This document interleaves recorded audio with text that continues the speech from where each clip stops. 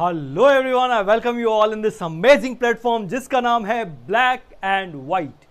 Sir यहाँ पे हम कर रहे थे मैक्रो इकोनॉमिक्स में क्या कर रहे थे सर? हम कर रहे थे फोर्थ चैप्टर का पार्ट 1 हम कर चुके हैं। ठीक है, पार्ट 1 में हमने वैल्यू एडेड मेथड को डिस्कस किया था। आज उसी का हम पार्ट 2 कर रहे हैं जहाँ पे हम थोड़ा सा डिस्कस करेंगे।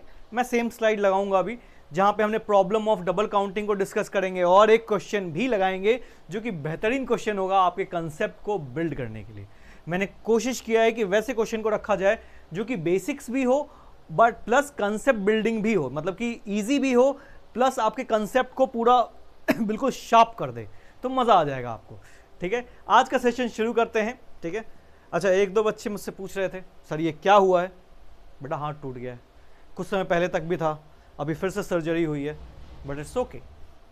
पढ़ना कंटिन्यूस है। अगर मैं यहाँ पे 12th कंटिन्यू पढ़ा रहा हूँ, रिकॉर्डिंग कर रहा हूँ, मैं डिले भी कर सकता था, मैं आप लोगों के कोर्सेज बाद में भी बना सकता था, बट मैं अगर कंटिन्यूस कर रहा हूँ ये चीज़ को, तो आप भी, बस रिक्वेस्ट इतनी है कि आप भी उसको कंटिन्यूस करें। पढ़ाई जो है ऐसा नहीं कि आज किया फिर 4 दिन रोक दिया फिर 6 दिन रोक दिया, शादी में चले गए, यहाँ कर, जहाँ जाना है जाओ, इट्स प्रॉब्लम नहीं है, बट एक कंसिस्टेंट वे में पढ़ाई चलनी चाहिए। अगर लेट सपोज आप कहीं गए हो, अगर आपके पास बुक्स नहीं है तो आप यूट्यूब वीडियोस, जैसे हमारी वीडियोस या कोई और वीडियोस जिसको भी आप फॉलो करते हो, आप उसको देख सकते हो। उससे क्या होगा ना, आपके दिमाग में चलते रहेगी, हाँ ये चीज़ें ऐसी थी। अब अगर 4 दिन आपने नहीं पढ़ा कोई चीज़ तो आप भूल गए हो धीरे धीरे। ठीक है, और जैसे ही आप भूलते हो यानी आप एक स्टेप पीछे आ गए। पीछे नहीं आना है, हर दिन एक स्टेप आगे बढ़ना है। अगर आपको 90+ एम करना है तो हर दिन एक स्टेप आगे बढ़ना ही पड़ेगा, तभी जाके हम कहीं वो 90s पे पहुंचते हैं। बैक स्टेप का कोई रास्ता नहीं है। ठीक है, तो सोचना भी मत ऐसा। ठीक है, तो that is the only motivation कि कंटिन्यूस परसिस्टेंस जरूरी है। ठीक है, चलिए हम कर रहे थे सर, मैं सेम स्लाइड लगाता हूं, ये रहा प्रॉब्लम ऑफ डबल काउंटिंग। हमने ये किया था सारा। ठीक है, अगर आपको याद हो लास्ट वीडियो में हमने ये सारा किया था, national income, value added method, ये सारा चीज़ मैंने सेव रखा है। सर आपने बता दिया था वैल्यू एडेड में एक प्रॉब्लम है जो कि पेपर में पूछा जाता है, what is problem of double counting. ठीक है, अब समझते हैं प्रॉब्लम ऑफ डबल काउंटिंग क्या है, जल्दी जल्दी समझेंगे ताकि क्वेश्चन लगा सके हम। ठीक है, प्रॉब्लम ऑफ डबल काउंटिंग क्या है sir? Problem of double counting क्या है सर? जब किसी चीज की वैल्यू एक बारी से ज्यादा बार ऐड हो जाता है नेशनल इनकम में, तो उसको बोलते हैं प्रॉब्लम ऑफ डबल काउंटिंग। मतलब क्या है? if the value of a product is added more than once in the national income, किसी भी प्रोडक्ट की वैल्यू अगर एक बारी से ज्यादा बारी ऐड हो जाती है तो उसको हम बोलते हैं problem of double counting. Sir ऐसा कैसे हो सकता है कि एक प्रोडक्ट की वैल्यू 2 बार ऐड हो जाए? सर अभी देखते हैं ना सर, आ जाओ। जैसे मान लेते हैं, चलो जो हम पहले लास्ट एग्जांपल लिए थे ना, अच्छा आ जाओ उसी को देखते हैं यार, मजा ही आ जाएगा। जो हमने लास्ट क्लास में एग्जाम्पल लिया था, ये वाला आपको ध्यान होगा, flour mill, bakery and retail shop वाला। ठीक है, यही देखो प्रॉब्लम कैसे अराइज होती है। देखो आपने जैसे फ्लोर मिल, जैसे बेकरी वाले ने बेचा। ठीक है, बेकरी वाले ने अपना सामान कितने में बेचा था सर? वैल्यू ऑफ आउटपुट यानी 1000 रुपये में बेचा था क्या सर? 1000 रुपये में बेचा था क्या सर? अगर इसको कंसिडर कर दिया जाए एज अ फाइनल गुड, याद है मैंने बताया था फाइनल गुड और इंटरमीडिएट गुड, फाइनल गुड ही आता है नेशनल इनकम में। अगर इसको कंसीडर, इसको ऐड कर लिया जाए नेशनल इनकम में, ठीक है, और बाद में इसको वापस से 1200 रुपये में बेचा गया है, तो ये भी तो सेल है सर, और इसको भी ऐड कर लिया जाए नेशनल इनकम में, तो आप देखो सेम प्रोडक्ट की वैल्यू 2200 आ रही है, जबकि नेशनल इनकम में सिर्फ 1000 जाना चाहिए था। आप समझ रहे हो? यानी कि जितनी बारी अगर बेचा जा रहा है, अगर गलती से 2 बारी एक ही प्रोडक्ट का बेचा जाना जोड़ लिया जाए नेशनल इनकम में, अगर सेल जोड़ ली जाए, तो उसको बोलते हैं प्रॉब्लम डबल काउंटिंग। जैसे कि भी हमने देखा, अगर मैं इस वैल्यू को नेशनल इनकम में डाल दूं और इस वैल्यू को भी नेशनल इनकम में डालूं, तो सर प्रोडक्ट तो एक ही था ना, जो यहां से शुरू हुआ था, आटा से शुरू हुआ था और फाइनल गुड बनते बनते कहां आया? वो ब्रेड पे।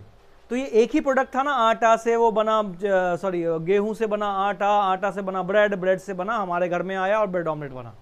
ठीक है, तो क्या है? एक ही प्रोडक्ट है, बट अगर इसको 2 बारी ऐड करें तो नेशनल इनकम आप देखो 2200 रुपए आ रहा है, जबकि आना कितना चाहिए था? 1000 रुपए।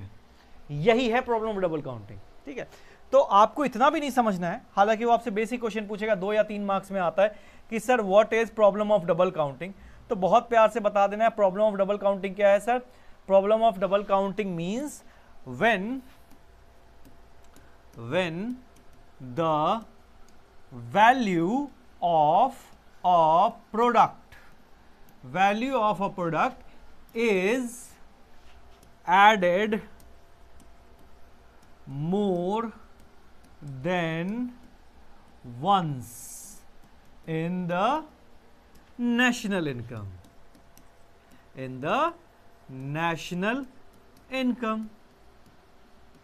जब किसी भी प्रोडक्ट की वैल्यू एक बारी से ज्यादा बारी ऐड हो जाती है तो उसी को सर क्या बोलते हैं, प्रॉब्लम ऑफ डबल काउंटिंग। ठीक है, अब सर इसको सॉल्व करने का कुछ ना कुछ तो तरीका होगा ना। हाँ सर, दो तरीके हैं, वो आपसे पूछेगा how to solve the problem of double counting. तो पहला आता है फाइनल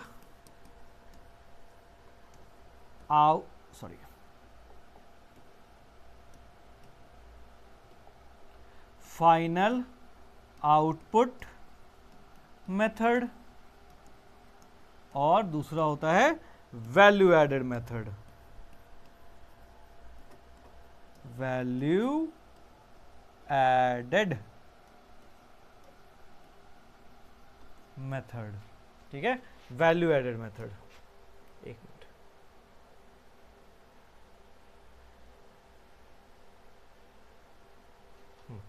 सॉरी, हाँ ठीक है, चलो। प्रॉब्लम डबल काउंटिंग क्या है sir, when the value of product added more than once. कैसे सॉल्व किया था, फाइनल आउटपुट मेथड और वैल्यू एडेड मेथड। आओ इसी बात को हम बुक से देख लेते हैं। सर ये रहा problem of double counting. Sir problem of double counting, ठीक है, प्रॉब्लम डबल काउंटिंग क्या है, वही जो मैंने बताया था, व्हीट ब्रेड, इसको अगर दो बार ऐड कर लिया जाए तो प्रॉब्लम ऑफ डबल काउंटिंग होता है। इसको सॉल्व करने के तरीके क्या है, हाउ टू अवॉइड इट। ये देखो, final output method, value added method. आओ समझते हैं क्या है, ठीक है, यहीं से समझते हैं। ये आ गया मेरा पेन, कहाँ गया, ये रहा। हाँ, final output method, according to this method value of only final goods. मैंने याद है बताया था फाइनल गुड और इंटरमीडिएट गुड्स के बीच का डिफरेंस चैप्टर 2 में। हमेशा वैल्यू किसका लो सर, फाइनल गुड का लो, ठीक है। Final good is added to determine the national income. यानी सिंपल क्या कहता है, फाइनल आउटपुट मेथड ये बोलता है कि हमेशा जो बाउंड्री लाइन को क्रॉस कर चुका है, जो बाउंड्री लाइन को दूसरी तरफ जा चुका है, उसी को ऐड करना है, उसी को ऐड करेंगे तब जाके बनेगा क्या, फाइनल आउटपुट मेथड। ठीक है, अगर आपने यहां पर नहीं देखा है तो चैप्टर 2 जरूर जाके देखो, वहां पे फाइनल और इंटरमीडिएट का फर्क क्लियर किया है।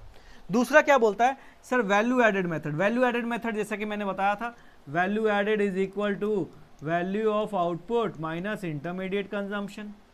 ठीक है, हमेशा ये जो आया वैल्यू एडेड, इसी को कंसीडर किया जाए तो प्रॉब्लम ऑफ डबल काउंटिंग नहीं होगी। ठीक है, तो दो बारी जो काउंट कर रहे हैं वो नहीं होगा। ठीक है, क्या बोला मैंने, प्रॉब्लम ऑफ डबल काउंटिंग क्या है, when the value of a product is added more than once. इसको सॉल्व करने का एक तरीका है final output method. Final output method ये बोलता है कि हमेशा प्रोडक्ट का वही वैल्यू, उसी प्रोडक्ट की वैल्यू लो जो कि फाइनल गुड बन चुका है, यानी बाउंड्री लाइन को क्रॉस कर चुका है। ठीक है, सेकंड क्या है, वैल्यू एडेड मेथड, यानी हमेशा value added value of output minus intermediate consumption करो, उससे जो डिफरेंस आएगा उसी को लिया जाए। ठीक है, हालांकि मैंने गंदा कर दिया बट आप लिख सकते हो, value added is equal to value of output minus intermediate consumption. ठीक है, क्लियर है यहां तक बात। चलो, अगर यहां तक बात क्लियर है तो हम चलते हैं अपने क्वेश्चन की तरफ। ठीक है, एक मिनट देना बस मुझे।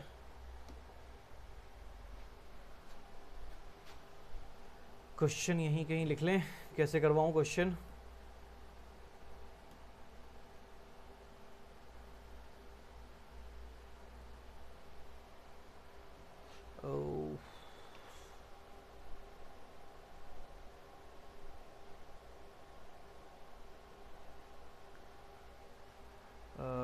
चलो, क्वेश्चन यहाँ पे नहीं लिखते हैं, आ जाओ।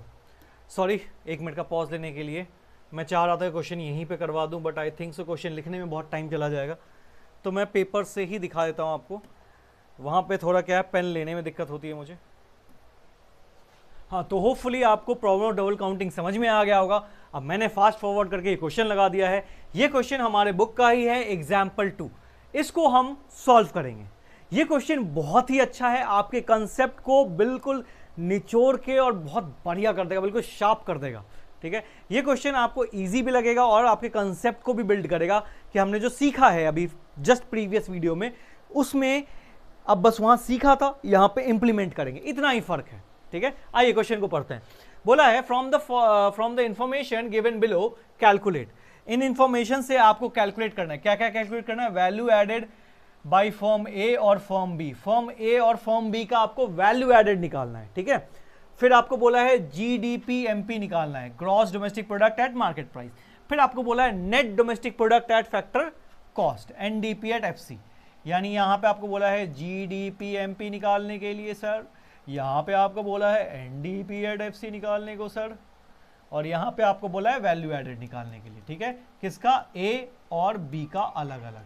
ठीक है, ए और बी का अलग अलग निकालने के लिए। ठीक है, तो अब हम इसको आगे सॉल्व करते हैं। वैल्यू एडेड निकालना है। ठीक है सर, वैल्यू एडेड का आपने एक फॉर्मूला बताया था। ठीक है, क्या था? Value added is equal to value of output minus intermediate consumption. यही बताया था ना सर? हाँ सर, यही बताया था। वैल्यू ऑफ आउटपुट को हम सर सेल बोलते हैं और इंटरमीडिएट कंजम्पशन को परचेज बोलते हैं। ठीक है, क्या बोलते हैं? परचेज। अब सेल में से परचेज, चलो पहले फॉर्म ए का निकालते हैं। ठीक है, फॉर्म ए का निकालते हैं।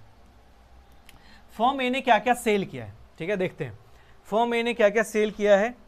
सेल बाय फॉर्म ए यहां गिवन है सर, सेल गिवन है, और क्या गिवन है sir? Change in stock of form A. Sir मैंने बताया था ना, वैल्यू ऑफ आउटपुट क्या होता है? Sale plus change in stock. ठीक है, तो दोनों ही गिवन है, sale plus change in stock. आ जाओ देखते हैं, 500 और 20, 500 प्लस 20, ये हो गया हमारा सेल। इसमें से अभी परचेज को माइनस करना है। सर परचेज कहाँ है? परचेज कहाँ है? ढूंढिए। Purchase by form A, purchase by form A, और कहीं कुछ है? नहीं, purchase by form A. Form A ने कितने का परचेज किया है बेटा? 320, 320 का परचेज किया है। तो हमारा सर वैल्यू एडेड कितना आ जा रहा है? सेल माइनस परचेज करेंगे तो 520 माइनस 320 इज 200। तो ये आ गया हमारा वैल्यू एडेड, ये आ गया हमारा ए का वैल्यू एडेड। ए ने कितना वैल्यू एडेड किया? 200। अब बात करते हैं बी की। ठीक है, होपफुली आपको ये समझ में आया होगा। बी की बात करते हैं। सर बी में वापस से वही करना है, सेल माइनस परचेज। अब देखते हैं बी ने क्या क्या सेल किया है। चलो इसका काम हो गया है, इसको मैं क्रॉस कर दे रहा हूं। पेपर में भी आपको यही करना है, जिस इंफॉर्मेशन का खत्म हो गया यूज उसको क्रॉस कर देंगे, ताकि मैं बार बार उसको रीड करके अपना टाइम वेस्ट ना करूं। ठीक है, चलो सेल बाय फॉर्म बी। अच्छा पहले देखो, ये आया, फॉर्म बी ने सेल किया है सरकार को, जनरल गवर्नमेंट को। फिर फॉर्म बी ने सेल किया है हाउस होल्ड को। ठीक है, ये है, ये है। और सर देखो क्लोजिंग ओपनिंग भी दिया है, याद आ रहा है? Change in stock, closing stock minus opening stock, last video में किया है हमने, तो इसको भी करते हैं। तो ये सारा सेल था। ठीक है, और तो कुछ नहीं है, नहीं है। ठीक है, चलो तो देखते हैं क्या है। हमारे पास है 100। ठीक है, 100 प्लस हाउस होल्ड को जो बेचा है वो कितना है? 350 प्लस 350। होपफुली आपको दिख रहा होगा ये। मैं इस पर्टिकुलर पीपीटीज पे बार बार इरेज नहीं कर सकता हूँ। ठीक है, तो ध्यान से देखना, अगर कोई चीज़ नहीं समझ में आ रहा है कमेंट बॉक्स में पूछ लेना आप। ठीक है, सेल कितना है? हमने 100 ले लिया, 350 ले लिया, और क्लोजिंग माइनस ओपनिंग, क्लोजिंग कितना है? 40 माइनस 30, तो प्लस 40 माइनस 30। सर ये सारा तो सेल था। अब परचेज की बारी। परचेज, परचेज गिवन है क्या? फॉर्म बी ने क्या परचेज किया है? ये देखो, sale by form A to B. Form A ने बी को कुछ बेचा है, तो बी ने क्या किया होगा सर? बी ने खरीदा होगा ना। फॉर्म ए ने cell by form A, form A ने किसको बेचा? फॉर्म बी को। फॉर्म ए ने फॉर्म बी को बेचा है, तो अगर फॉर्म ए ने बेचा है तो फॉर्म बी ने खरीदा होगा, तो फॉर्म बी के लिए क्या है? परचेज है ना सर। तो यहां कितना गिवन है? 200 माइनस 200। ठीक है, क्या आ गया हमारे पास सर? 100, 350 वहाँ आ गया 10, यानी कितना हो जाएगा 450, 450, 460, 460 में से 200 चला गया तो 260। ये आ गया फॉर्म बी का। फॉर्म बी का कितना आ गया 260। क्लियर है ये बात? बिल्कुल इजी है, दोनों का ही वैल्यू एडेड निकाल चुके हैं हम। सर अगर मुझे जीडीपी निकालना है, तो जीडीपी तो यही होता था ना सर, कि आपने बताया था value added is equal to value of output minus intermediate consumption. ये जो सर वैल्यू एडेड होता था यही तो सर जीडीपी होता था ना, आपने यही तो बताया था। जीडीपी एमपी, ठीक है, यही तो होता था सर। हाँ सर यही होता था। तो फॉर्म ए का वैल्यू एडेड है 200, फॉर्म बी का है 260। तो अगर आप ऐड कर दोगे 200 प्लस 260 तो कितना आ जाएगा 460। ये क्या आ गया जीडीपी एमपी, ये क्या आ गया जीडीपी एमपी। ठीक है, अब हमें चाहिए NDP at FC, NDP at FC. अच्छा अब मैं इसको रब कर रहा हूँ, ठीक है, हमारा जीडीपी है 460, ठीक है, यहाँ से मुझे एनडीपी एट एफसी पे जाने के लिए थोड़ा क्लीन स्पेस चाहिए। आपको अगर कुछ भी चाहिए तो आप स्क्रीनशॉट ले सकते हो या फिर लिख सकते हो, जैसा ठीक लगे आप वैसा कर सकते हो। मैंने पहले बताया था आपके पास एक बटन है pause play, pause play, pause play, आप मुझे किसी भी एंगल में पॉज या प्ले कर सकते हो। ठीक है, चलो मैं रब कर रहा हूं इनको, ठीक है, 460, ठीक है। चलो हमारे पास सर जीडीपी एमपी कितना था, जीडीपी एमपी कितना था सर 460। हमें निकालना क्या है सर, हमें निकालना है NDP at FC, NDP at FC. Sir ये तो बच्चों का खेल है, थर्ड चैप्टर में कई बार कर चुके हैं हम। देखो पहले हम समझेंगे, ग्रॉस को नेट में गंदे से साफ पे आएंगे तो क्या करेंगे, माइनस डेप्रिसिएशन। ठीक है, डोमेस्टिक जी को एन में बदल दिया, डोमेस्टिक डोमेस्टिक सेम है, पी और पी सेम है। मार्केट से फैक्ट्री जाएंगे, मार्केट से अगर फैक्ट्री जा रहे हैं तो क्या करेंगे सर, मार्केट से फैक्ट्री जा रहे हैं तो मोदी जी को गिराना पड़ेगा, तो minus N I T, net indirect tax. ठीक है, अब चलो करते हैं। डेप्रिसिएशन कहां गिवन है sir, consumption of fix capital. जब मैं डेप्रिसिएशन पढ़ा रहा था तब भी बताया था, फिक्स कैपिटल को कंज्यूम करना। अब क्या करूं, अपनी मशीन को खाऊं? नहीं सर, जब वो यूज होता है तो उस पर जो वैल्यू गिरती है उसी को हम डेप्रिसिएशन बोलते हैं। ठीक है, कंजम्पशन ऑफ फिक्स कैपिटल कितना है, कितना है 120, तो माइनस कर दो 120। ठीक है, NIT net indirect tax given है क्या, कहीं तो था, हाँ ये तो है, इनडायरेक्ट टैक्स कहीं पे सब्सिडी गिवन है क्या, क्योंकि इनडायरेक्ट टैक्स एनआईटी क्या होता है याद होगा आपको, एनआईटी मतलब होता है टैक्स माइनस सब्सिडी। मैंने बोला था जो चीज़ गिवन नहीं होगा उसको जीरो मान लेना। ठीक है, टैक्स गिवन है हमारे पास, सेल है, कंजम्पशन है, indirect tax paid by both the firm, purchase, opening stock, closing stock, ये सब यूज हो चुका है, एक ही बचा है indirect tax by both the firm. तो हम टैक्स कितना गिवन है हमारे पास, इनडायरेक्ट टैक्स 75, तो 75 लेंगे और सब्सिडी को जीरो मान लेंगे। ठीक है, तो माइनस बेसिकली हमें क्या करना है, माइनस 75 कर दो, सॉल्व आ जाएगा। कितना मुश्किल है, इतना तो कर ही सकते हैं कैलकुलेट, इतना तो मैं छोड़ सकता हूं आपके लिए, कमेंट बॉक्स में बता सकते हैं आपकी क्या आंसर आया। चल इतना ही रखते हैं आज के लिए। होपफुली ये थोड़ा वीडियो लंबा हो गया क्योंकि हमने इसमें किया प्रॉब्लम ऑफ डबल काउंटिंग, साथ में हमने एक क्वेश्चन लगाया है वैल्यू एडेड मेथड का। ठीक है, बाय बाय, टेक केयर और पढ़ते रहिए।